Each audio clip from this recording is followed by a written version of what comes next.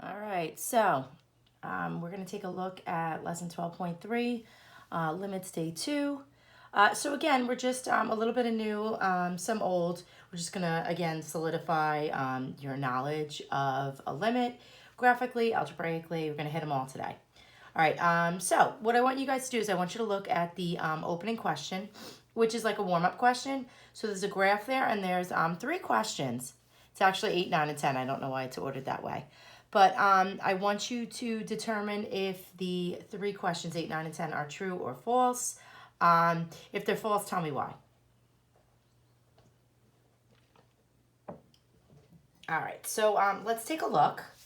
The first one says the limit as x approaches 1 of g of x is 2. So let's see. The limit as x approaches 1. So we're going to look from the right side. We're going to look from the left side. So looking from the right side, looks like I'm going to a height of 1. From the left side, it looks like I'm going to a height of 2. So it's definitely not 2. This is false. And your reasoning would be because the limits don't match. From the left and right don't match. Or not equal. All right, I'm running out of space. Okay, next one says the limit of g of x exists for every value on c in the interval from negative 1 to 1.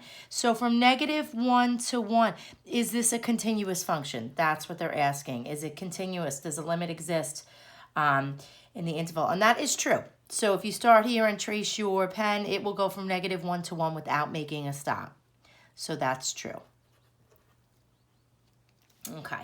They're also saying in number 10, the limit as x approaches 2 of g of x does not exist. All right, the limit approaches, let's see. So I look at, there's 2. I look from the left, it looks like it's going to a height of 1. And I look from the right, and it looks like it's going to a height of 1. So the limit does exist. So that's false. The limit as x approaches 2 of g of x is equal to 1. Okay, so just a little refresher from yesterday. Actually, I like this next question here, number 11 and 12. You have to sketch a graph of a function that fits the requirements. So this is kind of cool. Way back when I would teach this lesson, I'd give you guys all whiteboards, and we'd totally have fun. We'd shout out some constraints, and conditions you had to satisfy, and then you guys have at it. You make your own graph. This is pretty much the same. They give us some constraints, like in 11. It says the limit as as you approach 1 from the left is 3, and then as you approach 1 from the right, it's negative 1. And then they tell you f of 1 is 1. All right, so we've got 3 pieces of information. We know that the limit at 1 is 1. So when x is 1, y is 1. So close dot. We know as we are approaching 1 from the left, so from this side, it's heading towards a 3. So I'm just going to put a little open circle there. The next constraint says as you approach 1 from the right, so from this side going in, it's down at negative 1. I'm also going to put an open circle. Reason why I put open circles because they told me what f of 1 is. Now, you can draw any type of picture at this point using those constraints. What I did was I actually just did something like this, and I did something like that. You can do so much with that. It just had to have this kind of setup in here. All right. Okay, so same idea, 12, a little bit harder. We are looking at x is negative 2 from the left and the right. One's going to infinity, one's going to negative infinity. They tell you f of 2 is undefined, but the limit at 2 exists. All right, so a couple of things. If you're heading to negative infinity from 2 to the left, so you're going like as you're getting closer to negative 2, it's going down here. As you're coming from the right, it's going up here. That means you're going to have an asymptote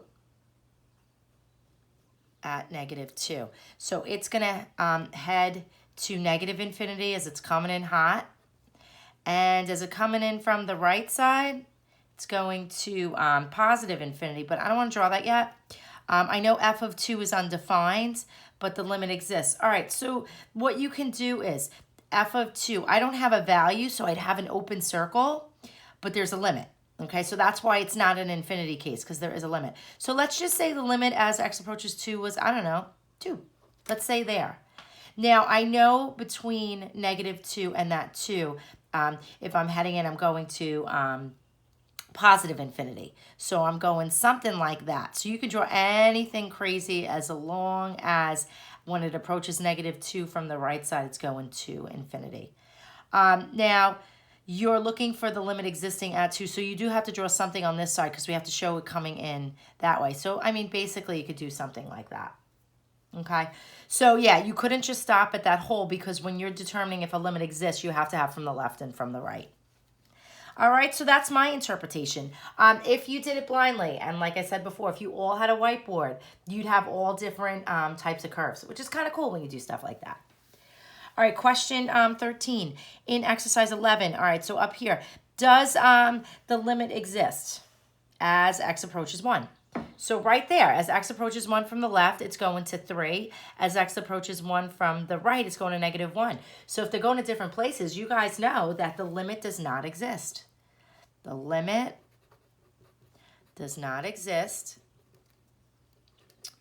because the left and right side limits are not equal. So the limit existed here, right? Because it was coming to the same height, but it didn't exist here. All right, so that's like the biggest thing you have to remember. All right, next page. This is going to be fun. Let me just make sure I'm totally in view. All right, so yeah, there's a couple of fill in the blanks here. Based on our knowledge from pre-calc, we know that if it's a rational function that has a non-removable infinite discontinuity, so it's got an asymptote, and it doesn't have like a removable. Remember when we were finding out those way back in the beginning, remember we would factor a function, and if something crossed out in the denominator, it was a whole, but if it remains, it was a vertical asymptote. All right, this is where this comes back into play.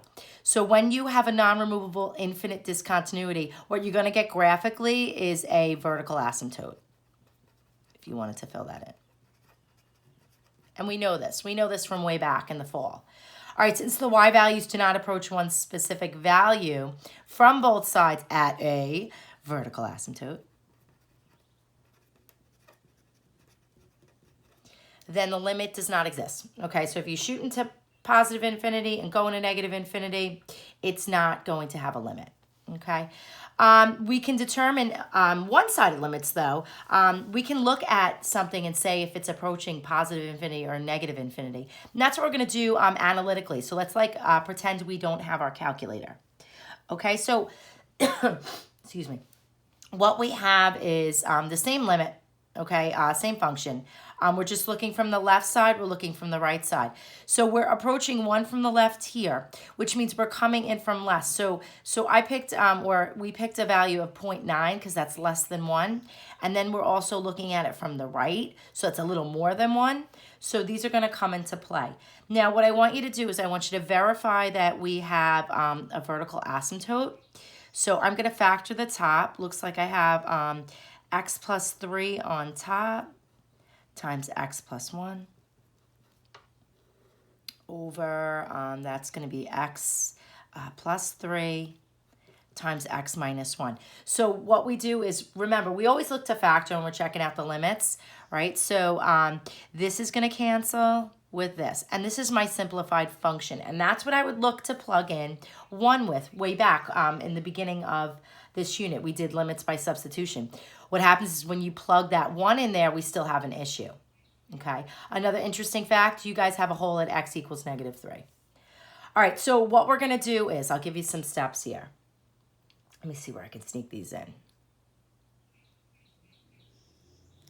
All right, step 1. What you're going to do is you're going to sub in the values, okay, in the simple fraction or simplified fraction. Okay, so that's the first thing we're going to do. So we look here, right? We have our simplified function, which we got here. We're going to plug in a 0.9. Now, we're not so hung up on the actual numerical value. We're kind of hung up on if it's positive or negative. So if I take 0.9 plus 1 over 0.9 minus 1, what we're going to get is 0.9 plus 1 is going to give me a positive answer on top.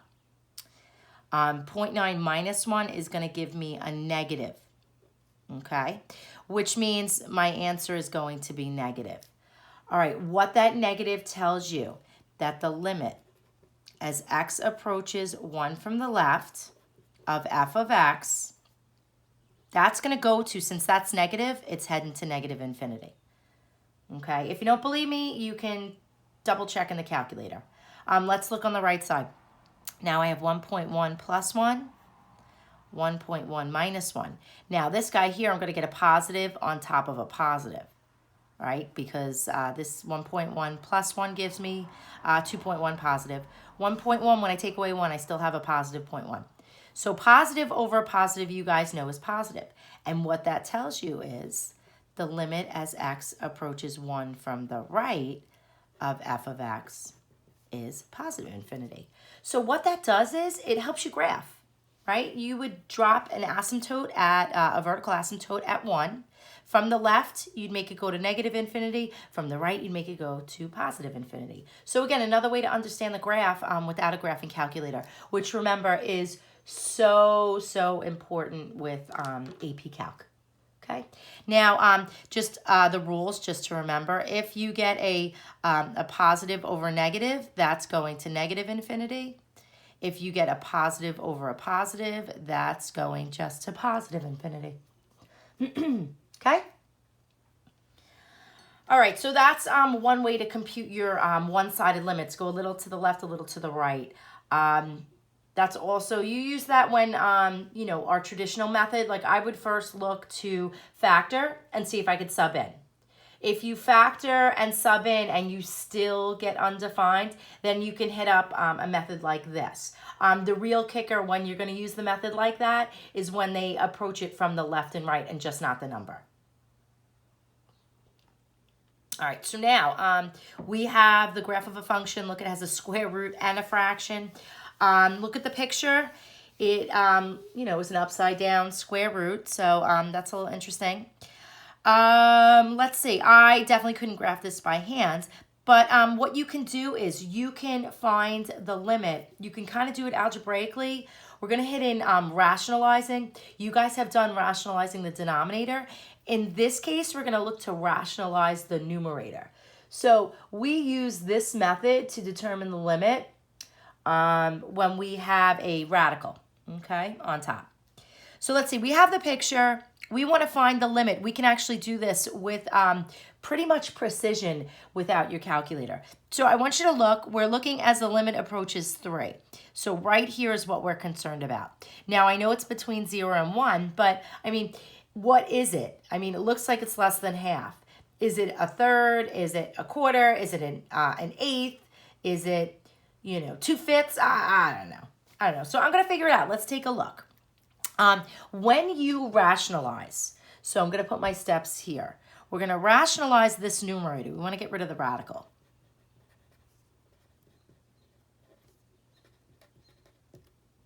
Let me put numerator. Okay. So just so you know, we're going to rationalize the numerator.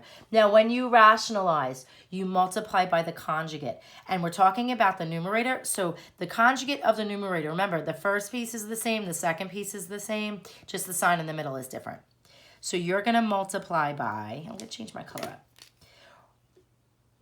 rad x plus 1, but now plus 2. And whatever you do on the bottom, guess what? You have to do on top to keep it legal, because that's really just a funky form of 1. What I notice about limits and derivatives and AP Calc, you know, it's a big algebra game. So you have to be really, really good with your algebra. If you're good with your algebra, it's all going to turn out really cool. So what I want you to do is I want you to think about the numerator. What happens when you have a conjugate? Right? You multiply first times first, last times last. So when you multiply the first times the first, that radical is going to drop out. So you're just going to be left with x plus 1. And then a negative 2 times a positive 2 is negative 4. Now remember, you could do the insides if you wanted to, right? But they're going to cancel out. So when you have conjugates, first times first, last times last. All right, now on the bottom, this is a little tricky. What I want you to do is I want you to just leave it in that factored form. X minus 3 times the square root of x plus 1 plus 2. Trust me on this, you do not want to simplify or multiply it out on the bottom. Reason being, this becomes x minus 3 up top. Okay, plus 1 minus 4. And now this is going to cancel with this guy. So what you're left with, everything cancels on top. So 1 on top. And then you're left with that square root of x plus 1 plus 2. And remember, we were curious when x was approaching 3. So we rationalized the numerator. We're going to simplify, which is what we just did. And now our last step, sub in the x value. Okay, so let's see what happens. If I sub in a 3, it doesn't look like I'm going to go to 0. So that's okay. I have 1 over the square root of, now we're approaching 3, plus 1, and then plus 2. Square root of 4 is 2. 2 plus 2 is 4. The limit as x approaches 3 is a quarter. And you're done.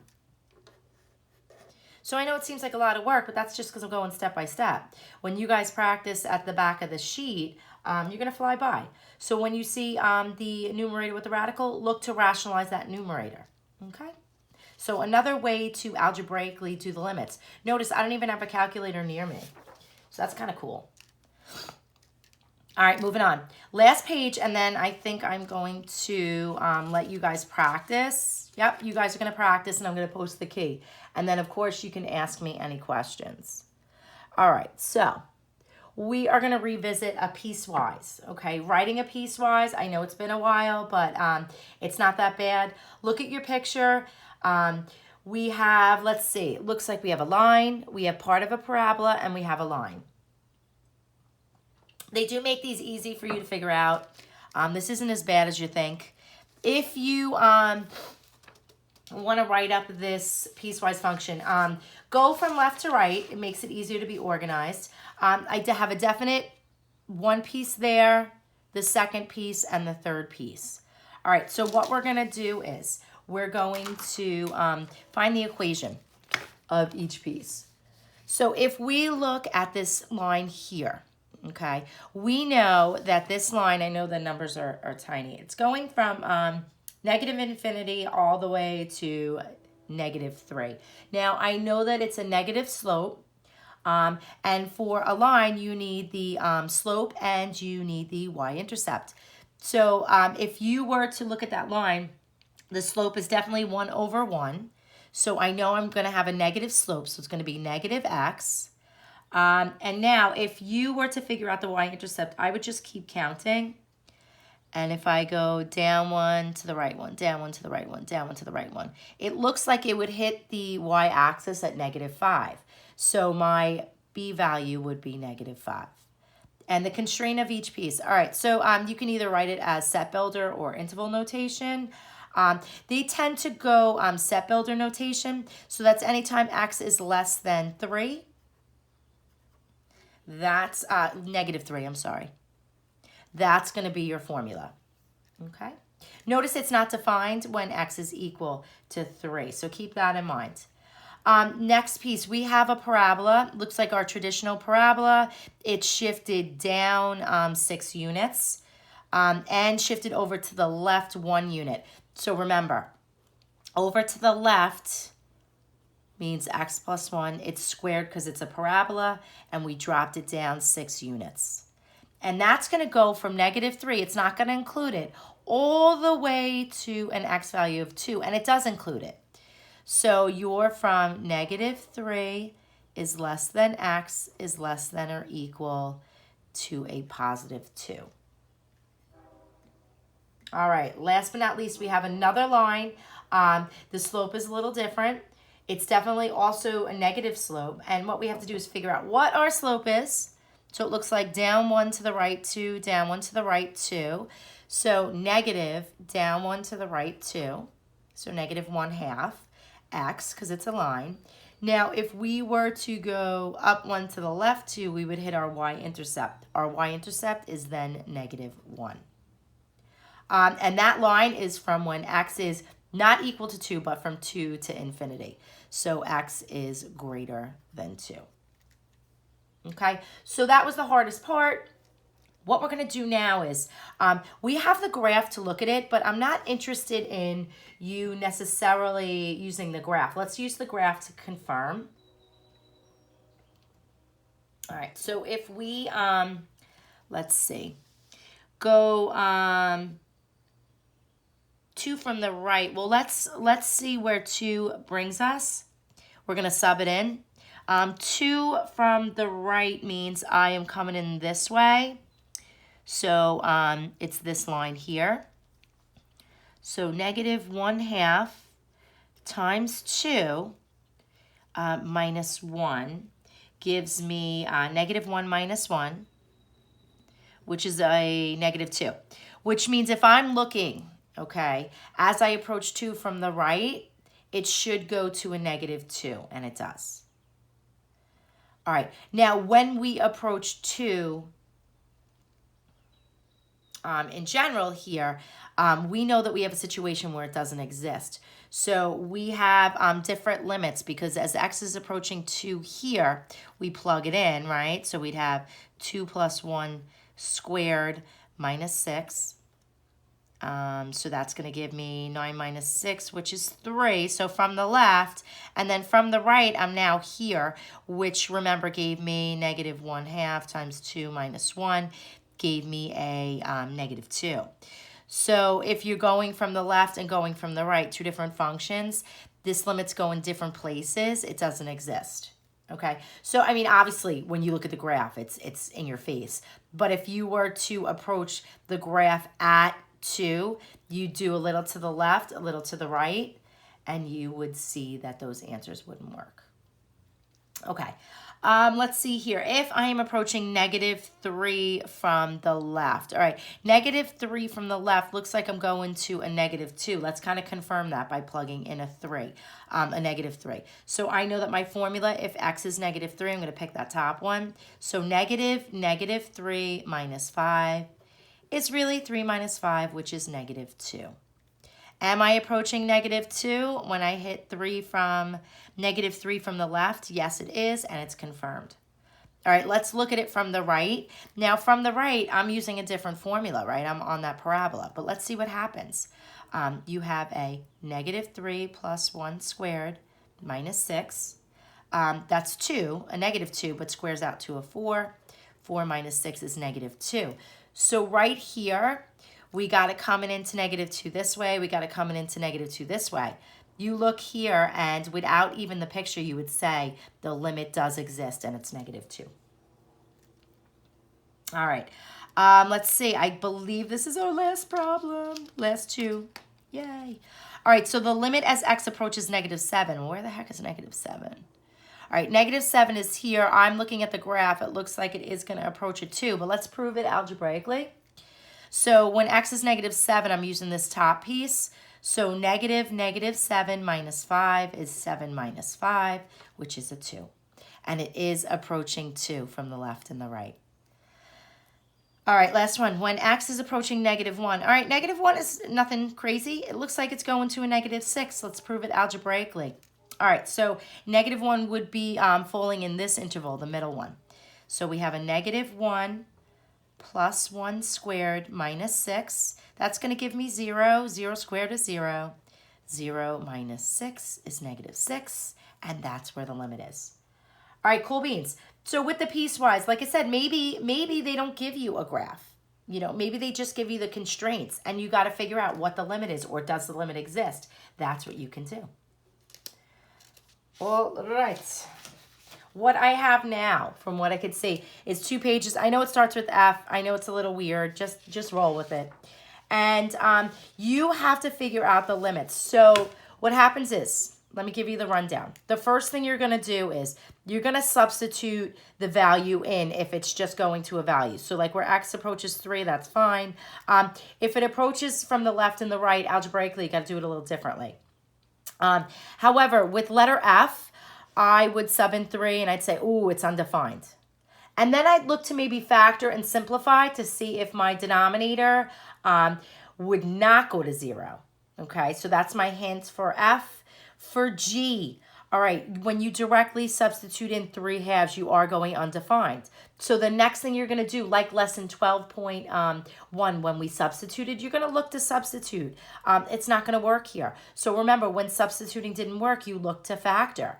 A little hint about G, this is difference of the cubes. So that's that SOAP, okay, factoring. Letter H, I see a radical up top. I see that a -2 would make me go undefined. I would hit rationalizing like we did before. Same thing with letter I. I see a radical up top. I see that I would go undefined. I would rationalize. If you look at J, I would look to maybe get rid of the fractions, the complex fractions, and I would play around a little bit. Letter K. Letter K would be where you would hit 2 from the right. So remember before we did like 0.9 and 1.1? Here you want to go a little bit bigger than 2 because 2 is not going to work out for you. So you have to factor. And then remember, when you're approaching it from the right, you're going to do a little bit more than 2. Same thing with L and M. L and M are actually the same simplified function, so you don't have to go through the detail like you do in K.